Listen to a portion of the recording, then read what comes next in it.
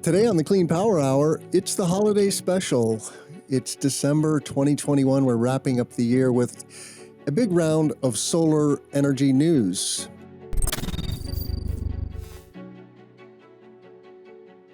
Welcome to the Clean Power Hour. I'm Tim Montague, your host. Check out all of our content at cleanpowerhour.com. And we're going to be talking about some solar legislation, solar racking products, solar projects, all kinds of good stuff. Welcome to the show, John Weaver, commercial solar guy. John Weaver, commercial solar guy. That's me. How you doing, Tim? Happy holidays. Hope everything's going all right for you in Illinois. Happy holidays. Good to see you again. And we are going to do something a little unusual after we round out the news. We're going to riff a little bit, if we have some time, on the energy transition and why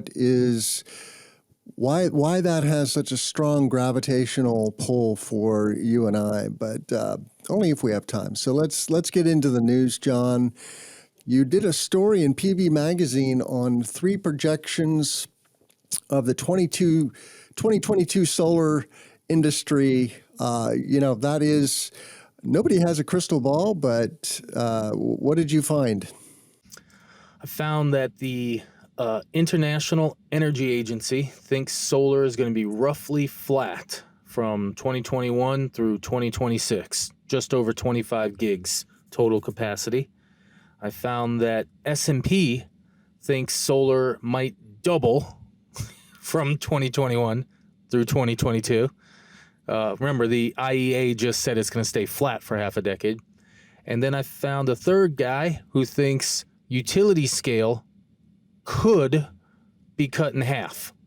So we have that image, which is the IEA saying the yellow areas, the two golden, staying roughly flat, up and down a tiny bit. So that's 5 years out. So we see 2021 just under 25 gigs, right at it.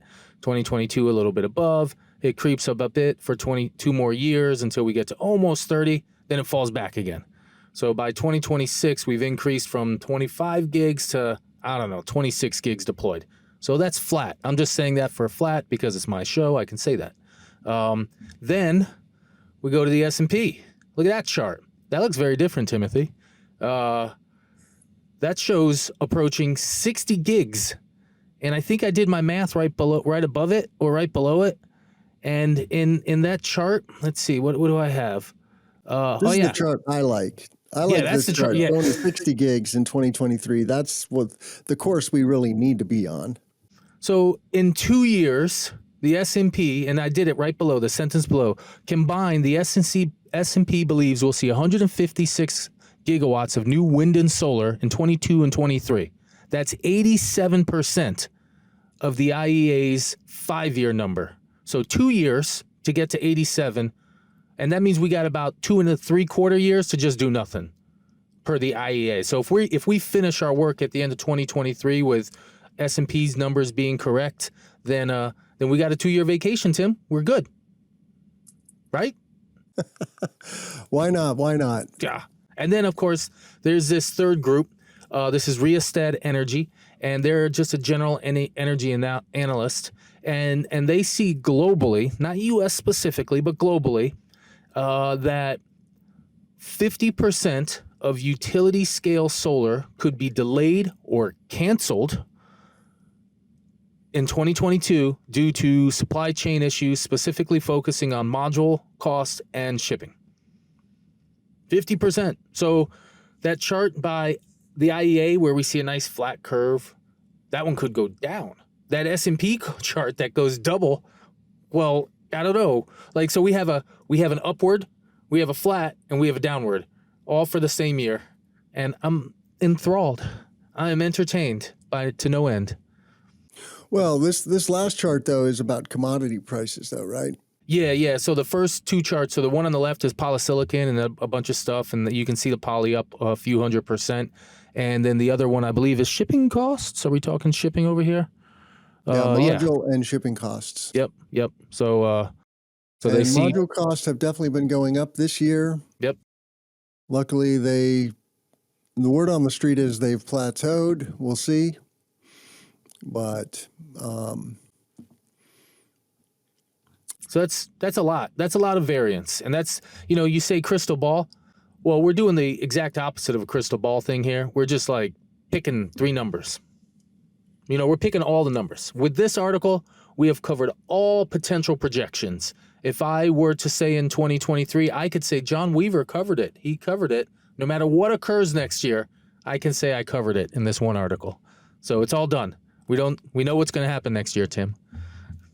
It's one of these 3 things. Well, I think my prediction is that 2022 will be a good year, but that 2023 will be a fantastic year. Okay. And that's certainly the case here in Illinois. There's just so much that is in the queue for RECs, for example, with the community solar market here. And I think a lot of projects are going to get delayed because of supply chain issues for 2022. We're not done with those supply chain issues. So that's my prediction, is that a lot of projects are going to bleed over that were scheduled to go in 2022. But we will see. We will see. I think supply chain stuff is in the minds of more people than you and I. And that's what our next article is. That's why I put it there. Is during times of holidays when we Americans like to buy lots of things, I guess knowing how much it costs and where it comes from matters. And there's a poll in our next article. There's a poll from a conservative polling group, and what they found is that 91% of respondents support America increasing its domestic supply chain to ensure that components in our clean energy development are American made. And so there's very few things I've seen poll above 91%, Tim. Apple pie, around 92%. Pecan pie is only 90%, so apple pie it is. Solar in general, whether we should build more, is like upper 80%. And supply chain now. So that's pretty sweet. It's good and bad. One, we don't make as much here. We import a lot of tech. But, the fact that the Build Back Better bill has a lot of provisions for clean energy manufacturing in it, specifically the solar panel supply chain, that being in the Build Back Better and infrastructure bill aligns with this polling. If America really supports clean energy manufacturing like this poll suggests, then now it makes a whole bunch of sense that we're putting in Build Back Better money for manufacturing of solar power. Without a doubt, it makes sense, I think, on a couple levels. Philosophically speaking, nation states should have at least some control over their energy. Maybe 20-30% should come domestically in terms of manufacturing, just to say you have a fallback and you don't feel weird in the international space geopolitically. So I'm okay with that. So this is the Conservative Energy Network, which I am not familiar with, but among them is the Land and Liberty Coalition. And this is one of the things that I love about solar, wind, and storage, is that clean energy is popular across the aisle. And, landowners should have the right to do whatever they want with their land. And that is the philosophy of this organization and many other conservative groups and conservatives in general. And that's, we need land for utility solar and community solar. So, but, yeah, I'm just curious. They're criticizing Joe Biden here, and yet, the Build Back Better bill will be good for the solar industry, right? So I'm a little confused about that. Well, we're not going to let me run my mouth on modern politics in the United States and how certain groups are disconnected from reality. We're just going to continue on. I don't know. I don't know how to say that. Why are you going to, say that the thing that polls the best in your document and then attack the dude who's doing the thing that polls the best in your document. So yeah, sure. And there's always room for more complex arguments in this kind of politics, but sure. I mean, you know what? You know what matters to me? I got a line that says 91% of Americans want more clean energy manufacturing in the U.S. So good. That's what we know now. That's a good piece of data. Let's use it. And if these people are insane and not conscious of what's actually happening in support of that, whatever. You know, we were talking in the pre-show about that table that I generated from Energy Acuity, and you know, even states that you don't think of as being solar states like West Virginia have a lot of solar going on. West Virginia has 6 gigawatts of solar in pre-construction, and Joe Manchin has been, you know, basically blockading this Build Back Better stuff, and he really needs to smell the coffee that his home state is about to be a really good solar state with lots of clean energy jobs. And, you know, let's face it, the coal industry is bleeding and his people need jobs. And if you're working anywhere in the coal supply chain, you certainly have the skills to work in the solar industry. It is no more technical.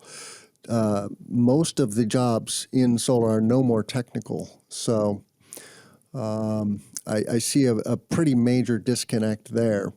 I also will note that Illinois is ranked number 6 according to that data. And the Midwest, it was the number 1 region. Of all the regions in the U.S., there's more solar in the Midwest in the pre-construction pipeline, which is certainly a shift. The Southwest and the West have been dominating that scene, and now the Midwest is going to come on strong. So you want to talk about Build Back Better? Yeah, just a tiny bit more. I mean, we referenced it already. You know, I saw this neat chart floating around the Twitterverse, the Twitverse, and in it, the R&D that is in the Build Back Better bill, the volume of it is the greatest amount. Here, let me read what this tweet says.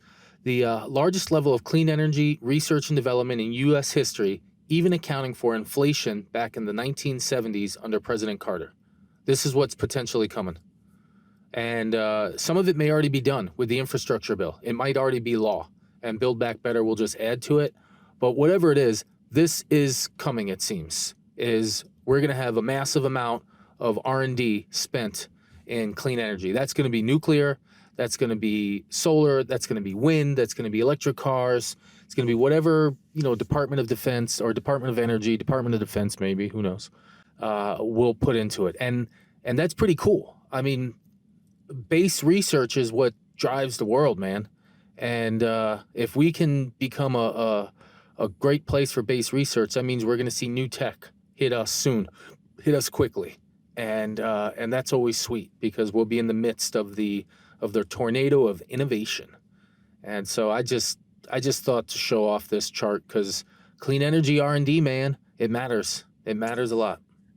It does, and I'm super pumped to see this. See us doubling basically the amount of money we're going to invest in innovation R&D. I also fall back on, well, we have all the technology we need, John, to completely green the grid and decarbonize the economy. Yep. And I don't think enough Americans realize that. I think Americans still think of solar, wind, and battery storage as something that could happen in the future, but it's happening. And the utilities in this country are now driving a huge transition. A lot of coal plants and a lot of natural gas plants are being sunsetted by utilities and converted to wind, solar, and battery storage. We have a fleet of those projects here in Illinois, and it makes great sense. There's already great infrastructure there, so you can just plug your solar array and battery project into an existing substation and keep those clean jobs rolling.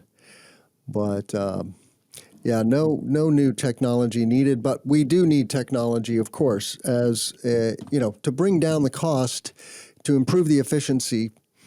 Always a good thing for economics and to be competitive, and to flesh out next gen nuclear things like that. If you want to go live on Mars, I think you want a small modular reactor on your Maybe. rocket. Maybe we'll send it up separate. Maybe we'll just literally just fly a nuke there all its own, and it'll just land and it'll just be there in a rocket ship and hang out, and then slowly we'll build some power lines into it.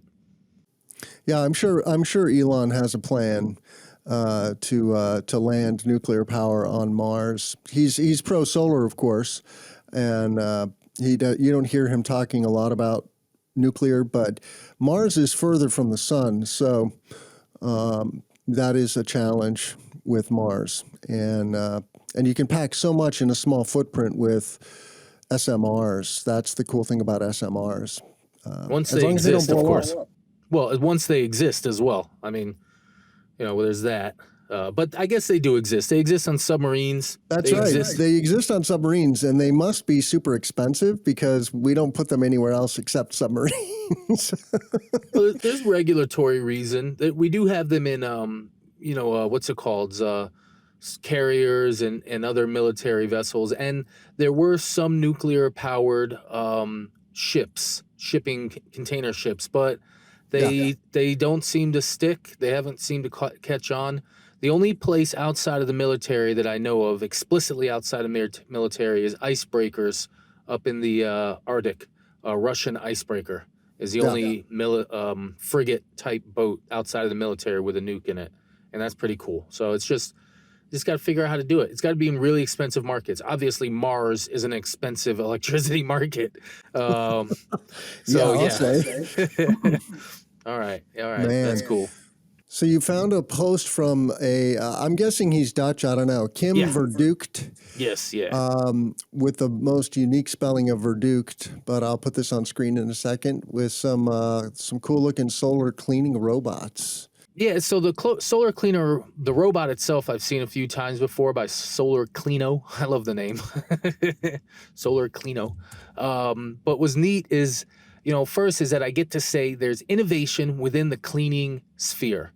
So now we're not only looking at just the robot itself innovating, but I know this sounds really goofy and small, but this is how the dude is getting his robot onto the roof and how he gets it up there so he could clean. He built this little metal base that he can put on a lift, and then he could lift that unit up onto the roof right next to his solar panels, so he can then drive his cleaner onto the solar panels.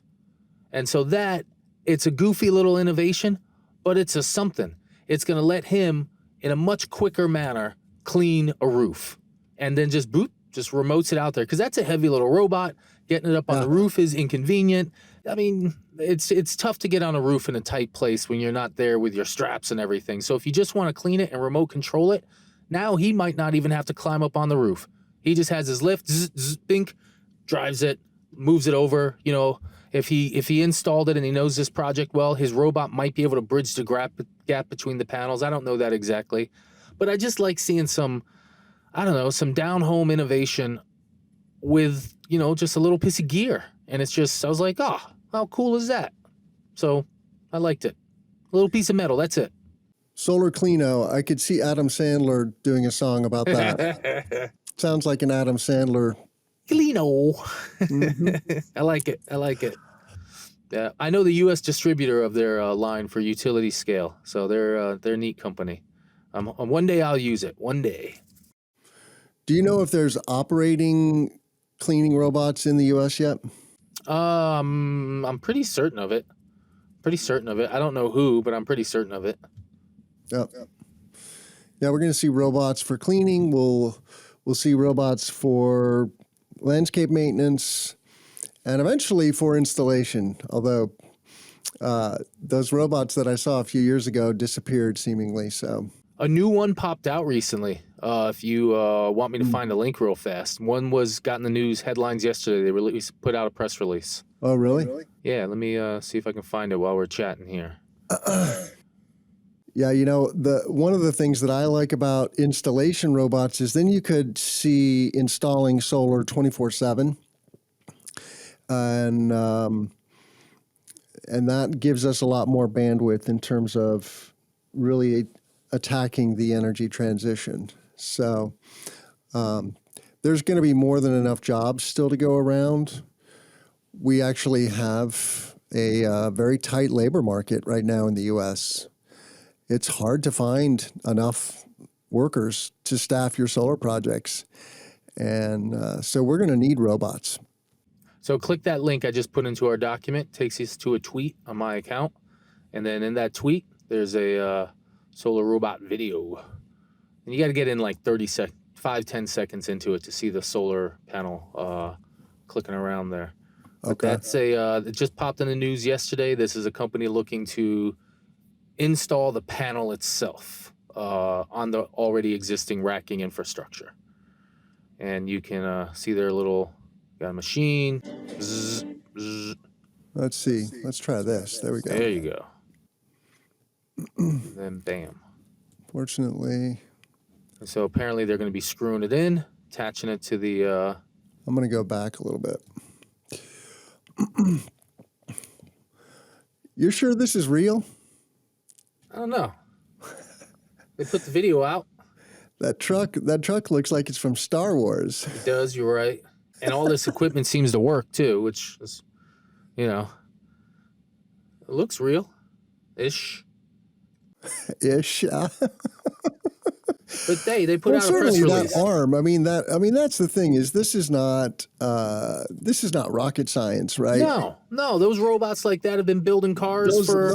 Those articulating arms are very common in manufacturing, and you just need a good suction cup system, right, that grabs that panel, slaps it down. The question is, how is it going to get attached? Are the people coming behind and doing the physical attachment? No, it looked like if you look at it, it attaches, it screws into that one racking hardware. I bet you that company is associated with Nextracker and their gear, and they just go out there. Because Nextracker's got enough volume that a company could make a robot custom for it, and then it makes sense. I bet you they could sell 50 of those robots across the U.S. Maybe not across the U.S., but yeah, maybe. I mean, we got 30 gigs coming. 60, according to S&P, we got 35 gigs at utility scale alone coming next year.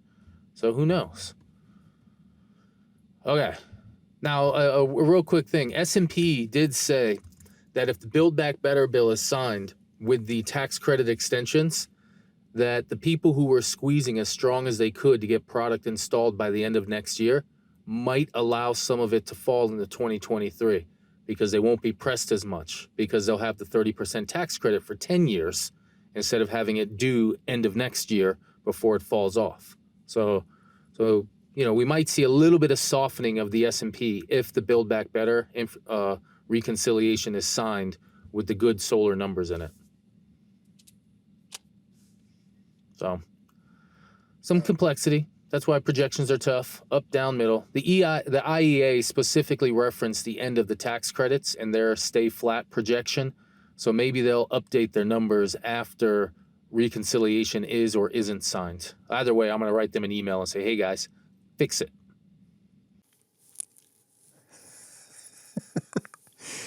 Can we skip this? Pricing? You don't like pricing? Supply chain is important. All that the pricing says is this, real quick. Since you brought it up, we're not allowed to fully skip it.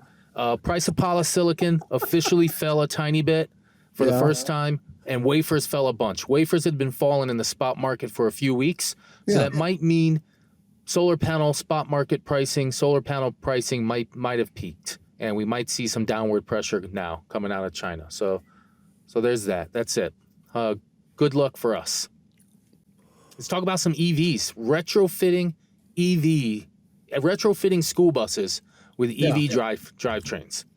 I think it's cool, and I'll be quick on it, but it's cool because we're reusing gear. And in the article, they suggest that there'd be massive savings from retrofitting old buses with EV drivetrains. And I think that's neat. And it's just, a super high-level article, press release, but they have a link to the power drive that they're using in that. And I thought that was cool because I'd never seen that gear. and 10,000 retrofitted buses.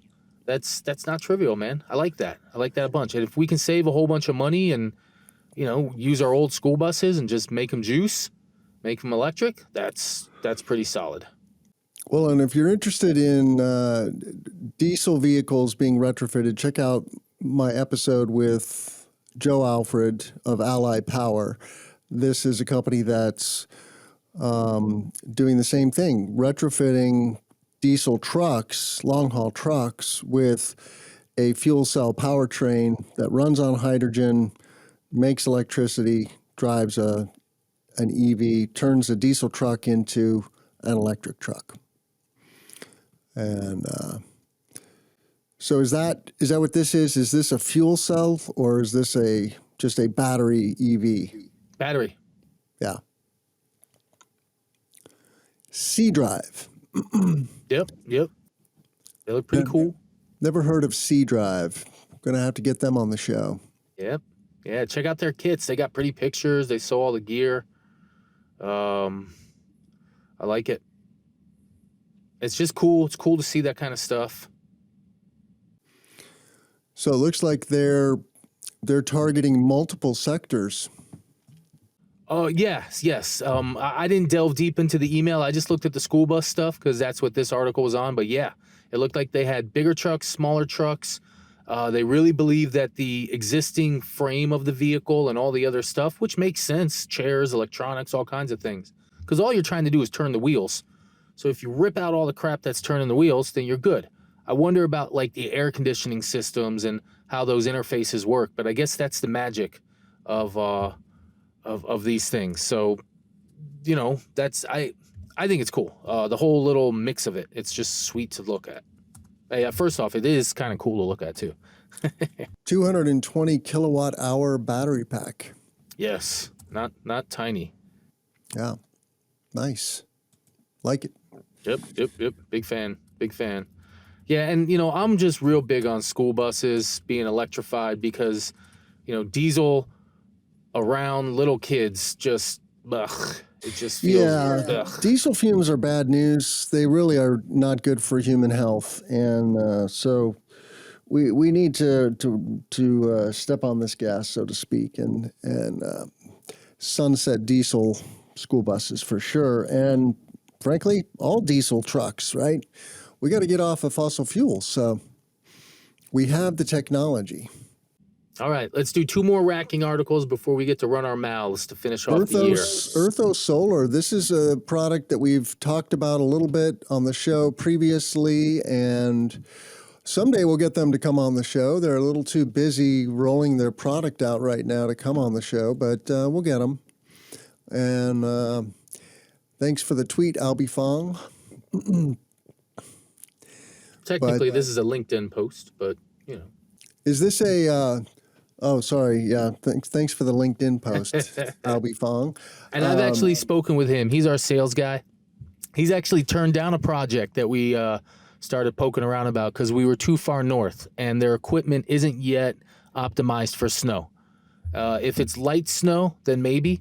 Yeah, but I don't if it's think it's heavy ever snow, going to be optimized for snow, right? Yeah. So we're, you just got to have a robot that can deal with heavy snow, with volumes of snow. That's really what it comes down to. You can do that, right? Clean, have a robot that shovels the snow off the array because it is flat, right? That's this design. There's basically just a very simple matrix underneath this, right? There is a matrix though that the panels are attached to. There's some gear down there. I don't know it explicitly. There's place for wiring. There's other things going on. Yeah. And if you look at this image, though, the key thing, you look in the lower right of that image, and now you can see it on the next one, too. Yeah. You can see that little robot. Yeah. And check out that image. Notice the little light on the robot? I know it looks really tiny, but there's actually a light on the robot. And I want to ask questions about that. Does it need the light so that because it has like machine vision at night to know where it's going? Is it not a programmed structure? Like, does it not know exactly what number of panels are and where to drive? Or is there an actual machine learning algorithm in there that gives it a tiny bit of smarts? Well, hopefully it has a light so that it doesn't run into the raccoon on the solar array or something like that, or the worker for that matter. Not that a worker would be on the solar array at night. But And I do wonder about that because, walking on panels is not recommended, right? correct. You can cause significant micro cracking, and I'm curious how you do maintenance on these things without stepping on the panel. Maybe they're going to have a robotic arm that reaches in. Like when you need to replace a module in the middle of that, how do you do that? I don't know. Does Albie work for Earthos? Yeah, he's their sales guy, director of business development. There you go. Okay. So you know what? We can send him an email. Why don't you ask him that question right now in the midst of our show? I want to move on. That's why. Come on, we're a live, interacting, modern show, man. We should be trolling people direct from our show. We'll reach out to Albie and let him know that we're covering his post and tell. I mean, I understand if we can't get the big dogs at Earthos, but let's get Alfie. So you know what? When you post this, I'm gonna tag him and say, "Hey, we gave you some free PR. Give us an interview now." I love it. Yeah, okay. Racking, dude. I love racking for some reason. I don't know what it is about solar racking. It's definitely not as sexy as solar panels per se, but racking is so important. And so Solar Power World has a story that I'm going to put on screen here about a company. Is it GCI? BCI, B as in boy. BCI Engineering, which is formerly just doing contract manufacturing. They're based in Pittsburgh. Now they're rolling out their own racking product. And there's been several stories in Solar Power World. I just haven't noticed them somehow. But this is a recent story from Billy Lutt. And you see here, they're putting together the racking, putting the modules on in 2P, and it installs flat and then tips up after you do the installation. There's another nice shot of installing. So that's pretty unique. I don't know of any other racking system like this. It's a monopile, but it's got some kind of a tipping or tilting function there. I'm curious how that exactly works. I haven't been able to see a detailed drawing of the mechanism, but I did think it was neat. I just thought it was neat looking at it the first time I saw it. Installing at a low angle, at a low height is easier from a human being standpoint. And it's just cool. It's just much, I'm sure that they save some good money in terms of the time it takes to just get them up there and strap them in. So I like it. I thought it was cool. Innovation. Yeah, it's called Full Tilt. So I wonder where that goes. And I bet you it has fulltilt.com. Okay, that's their. So there's the landing page for the racking. Full-tilt.com. Check that out. Yeah, what I liked was that it was a limited number of pieces, and it can go any angle. Like I don't know if it's possible, but maybe this is an opportunity to have a product that's that's fixed tilt, except for one seasonal adjustment. Because people do that for residential systems. I know owners who manually go out and will do one seasonal adjustment. This would lend itself to that very well. And the other thing that was cool about this is they are targeting larger footprint modules, which are coming, right? The plywood sheet size modules are coming, folks. And these guys at BCI are specifically targeting larger format modules. So cool. All right. Racking, baby. I love it. Rack and stack. So I guess now we get to pontificate, Timothy. Yeah, just a few minutes. I mean, we've been going at it a while here, so almost 2 years of, year and a half. The story that I haven't told on this show, John, really, I've told it in a few interviews I've given on other podcasts, is that I got interested in solar when I was a kid because my dad was into DIY and we were doing solar thermal hot water in my backyard in Albuquerque, New Mexico. He and I were making these door-sized panels, out of wood, putting down a sheet of copper, running some copper tubing on that, painting it all black, and then hooking up a hose to it and making hot water. And then we were building parabolic solar cookers. No photovoltaics. There was a little solar fair at the University of New Mexico where my dad was a professor. And I don't remember ever seeing a photovoltaic cell at that fair, but I'm sure there was one in the midst somewhere, but they were very small because they were very expensive. And, back in those days, we're talking $100 a watt. I thought about clean energy, environmentalism in high school. I was conscious of climate change. I remember telling my best friend about it once, and she said, "Oh, we'll figure it out." I was like, well, that's a terrible answer. And it always stuck with me. I'm like, ugh, can't believe I think she a said lot that. of people think that way. They think that we will figure it out, and we will. It's just we have to have a sense of urgency if we don't want to get our butts kicked now by climate change. You can't just figure it out. It has to be more than that. It has to be work being done. There has to be actions being taken. It's a large issue, and that's part of why I'm in the industry. So I chose. What was your entree into PV? Yeah, so I was in the mid 2000s. I was doing a job as a banker. I was making six figures as a kid in my late 20s who grew up super poor and had no debt, owed nothing. So making six figures was great. And after 2 or 3 years of doing really well at my job, because I can do some spreadsheets and think fast with math, I started getting bored with it. I'd finish my job every day at like 11 a.m. and just be like, what do I do? And I was being a banker, so it just wasn't jiving with this little personal philosophy that I wanted to have of being a wonderful human being.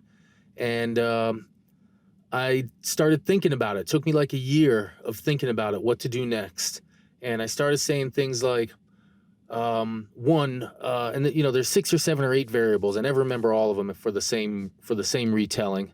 But one of them was I wanted to move into an industry that was large and growing and had the chance of growing into something very large. So solar was growing, and it had a chance of growing into half of the world's energy. And so there was that done. I wanted to be in something that I felt proud about talking. Without a doubt, solar, batteries, love that stuff. I wanted to be in an industry that gave me the opportunity to have continuing education throughout my life via my greatest hobby of general reading. I just read. I don't watch TV, so I like to read a lot. And I figured, well, if I like to read about politics, about technology, about energy, about manufacturing, about global economics, of geopolitics, how we all kill each other, all that stuff was like, well, energy, engineering, clean, all this stuff is so it jived solar. And, all these pieces came together, and I said, well, I could be in this, I could be in this. I wanted to get into an engineering field so that in case whatever I picked, i.e. solar, flopped, I could still have my trade of being an engineer. And so that's why I went back and got an associate's degree in mechanical. Never finished it because I started my first business in 2008 in solar. But all those things came together where I just kept shuffling them. I almost got into housing. I almost got into mining. I was just trying to pick a thing to do. And after a while, I said, you know what? It's going to be solar. And it may have been a trip that I took to China in the summer of 2008 when I saw solar panels in the desert, in the Gobi Desert, when I saw solar panels in Pakistan feeding people, when I saw it happening in China at the very earliest stage. And I was like, solar's what it's going to be. And I think that's what I'm going to do. And so in 2007 into 2008, I was thinking hard about it. In the summer of 2008, I said, I'm doing solar. When I came back from that trip, I quit my job. Well, technically, I quit my job before. I came back, I started chasing solar jobs. Nobody would hire me because it was 2008, and Florida had just gotten rid of the solar incentive as well. It was 2008. The economy was about to go into its recession. So I started a company. Whatever. It didn't work out from a money standpoint, but from a training and from a learning and from a, finding my position and starting down the path, that was it. That's how it started. You're going to have to find some photos of your trip to China, John. I want to put those.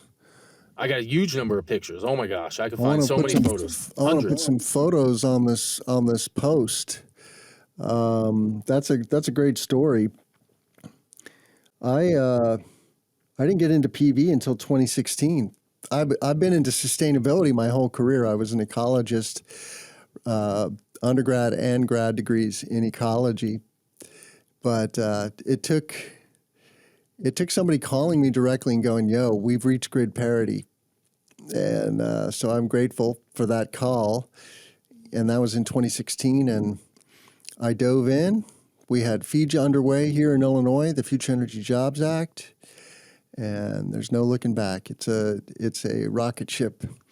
It's a roller coaster, no denying that, up and down. Luckily, we're getting back on that pony here in Illinois, and the rocket is firing off again. But I love technology, sustainability, and people. The other cool thing about the energy industry in my backstory is that my grandpa on my mom's side, Grandpa Murphy, ran the Black Diamond magazine in Chicago, which was a coal industry trade publication. Illinois is a big coal state. We have a ginormous mine mouth power plant down in southern Illinois near Carbondale, which is a major obstacle now to how to decarbonize the Illinois economy. But so coal and energy in general are in my blood big time on both sides of my family. And so it's great to be working in solar and batteries. And, you know, I love covering all technologies related to the energy transition. There's many ways to skin this cat to decarbonize the economy. So I'm curious though, John, like technology, I get it. You're into tech. What about the future of humanity? Why do you care so much about the future of humanity? Why? Yeah. Why not? I mean, I don't think most people actually think that much about the future of humanity, like the big picture. I think most people think about the future of their family, their children, their grandchildren, and there's a connection there too. I'm passionate for the energy transition to create a safer, healthier future for my grandchildren who are yet to be born. But I'm also passionate for the future of humanity, and I get that sense from you that you're very interested in that. yeah, I mean, that's like, I mean, our purpose, what's our purpose as individuals? If anything, it's to help push us forward as a species. It's our job. We're part of this thing. We as individuals, we're going to pass, we're going to fade, but our actions will carry on. There's a cool quote that I like. The person who plants a tree that they will never enjoy the shade of. Um, that's somebody who's thinking far in the future beyond any benefit that they can gain from. I like that. That gives me some motivation. It's real easy for me to make some money and feed myself. I could have been making seven figures in Wall Street being a jackal if I needed to, but I decided against it. I mean, I was offered jobs that were real big money, and I was like, I don't want to do that. You guys are don't jive with my philosophy. Um, and it's this matters. Like, I just love the concept of us dominating the solar system. That's why everybody likes Elon Musk. Listen, he's a bit of an asshole sometimes, and he says a bunch of dumb stuff, and he's a bit of a hypocrite when he talks negatively about government money and taxes, when the thing that made him be able to get out of his hole is government money and taxes. So it's like, shut up, Elon. Build your thing. Let you talk, whatever. We'll let you do that, but just keep building. Land some rocket ships, get to Mars. Get your ass to Mars. That's his job. He will, and he will do it. And good. That's why we need him. And at some point, we will discard him. But we need him until then. And I think that it's possible that we reach these Star Trek type things where we start building spaceships that really leave the solar system and move across the universe at massive speeds beyond our imagination. And I think it's possible that the amounts of energy that we're able to extract and put to use are become 10 times more than we even imagine at the peak value. Like, we're like, oh yeah, 4 petawatt hours per year, and maybe we'll double that or triple that. I think we might go up by 1,000x.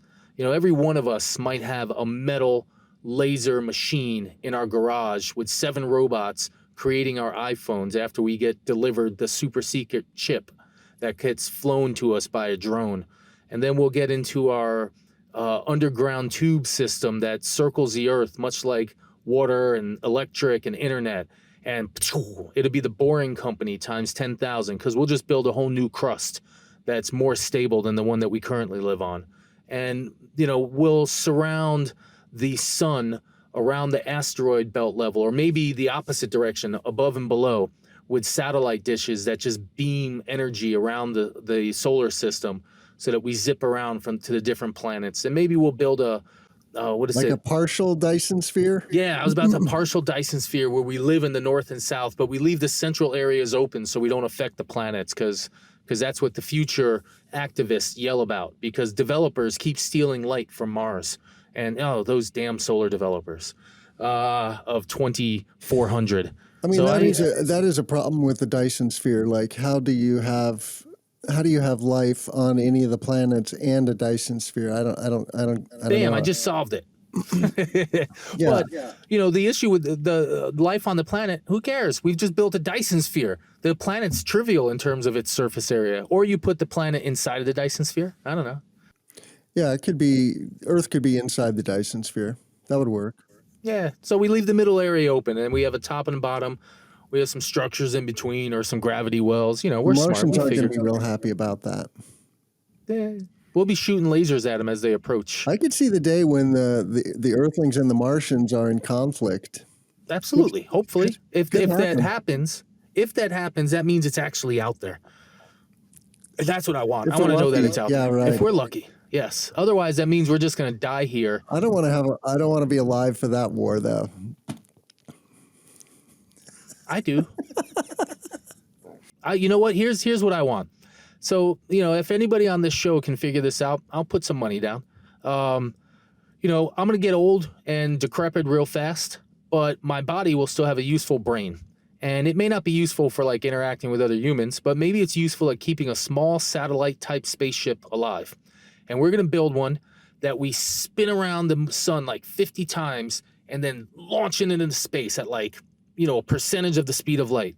And inside of it, we have just a bunch of batteries, maybe some nukes, whatever we got to get to the next, stars, but a human brain in it.